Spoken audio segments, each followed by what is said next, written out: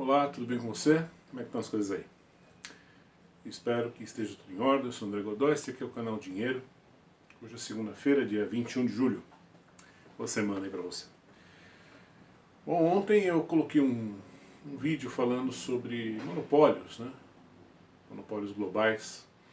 E, en passant, mencionei a indústria bélica americana e muita gente ficou interessada em detalhes sobre essa indústria, como é que são as coisas lá. Então eu coletei os principais dados para a gente ter aqui. Esse vídeo provavelmente vai ser muito rápido, porque os números falarão por eles mesmos, né? Só para a gente ter uma ideia de como é pouco competitivo esse setor nos Estados Unidos. A gente começa com os dados da própria economia americana. Eles têm um PIB em trilhões de dólares de 28, eles têm uma dívida de 31 trilhões de dólares. E o orçamento de defesa deles é 900 bilhões de dólares por ano. Aqui você vai encontrar as principais indústrias bélicas americanas e quanto cada uma dessas indústrias tem desta fatia. Uma coisa importante de mencionar é que essas empresas, elas não são exatamente concorrentes, tá? Você tem participações acionárias cruzadas aqui. Então, por exemplo, a Lockheed, hoje ela tem assento na cadeira de todas essas outras indústrias e vice-versa, tá? A Raytheon também tem assento na Lockheed e por aí vai. Quer dizer, no fundo, a gente está falando de 5 empresas, mas é meio que um bolo só, né? Repara que dos 900 bilhões de dólares, que é o orçamento anual de defesa dos Estados Unidos, 700 bilhões de dólares vão para essas 5 empresas. Lockheed, Raytheon, a Northrop Grumman, General Dynamics e a Boeing. Pra você ter uma ideia do tamanho disso, a Boeing é a 5ª nesse ranking, né? E olha que a Boeing... né?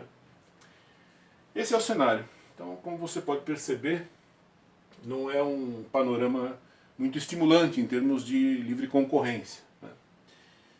Por mais que você se esforce, você tente inovar e fazer alguma coisa por fora, repara que os contratos que cada uma dessas empresas tem com o governo americano são contratos gigantescos. Então, imagina, você tem um contrato de 150 bilhões de dólares, quer dizer, é muita coisa. Então eles têm grana suficiente para, se você eventualmente inventar alguma coisa legal aí no fundo da sua garagem, esses caras têm grana suficiente para chegar e comprar a sua ideia e pronto. Você não vai conseguir fazer frente a esse povo aqui. Esse é o cenário. Como você pode ver, repito, é pouco animador em termos de concorrência, né? É curioso que, apesar dos Estados Unidos baterem muito no peito contra a cartelização da economia, veja, se isto aqui não é cartelização, então, né? Quer dizer, isso aqui acontece, essa farra toda é feita com dinheiro de impostos, né? Porque isto aqui é dinheiro de imposto, e o que esses caras aqui recebem é esse dinheiro. Se você tirar o governo dos Estados Unidos da carteira de clientes de qualquer uma dessas empresas, ela quebra. Ela não tem demanda suficiente para se sustentar se você tirar o Departamento de Defesa norte-americano. É uma situação muito parecida, lembra? Várias vezes eu já comentei em vídeo, que é uma coisa muito parecida com o que nós temos aqui no Brasil, né? A diferença é que aqui a nossa casta é um determinado setor do funcionalismo público, ou a maior parte dele, se você preferir. E nos Estados Unidos eles direcionam isso para as Forças Armadas. Lá quem manda no orçamento dos caras é basicamente o pessoal de farda e essas empresas aqui, essas indústrias. É complicado, veja, nós estamos falando de um gasto com essas empresas, ele come dá quase 3% do PIB deles, quase. Na mão de 5 empresas, muita coisa.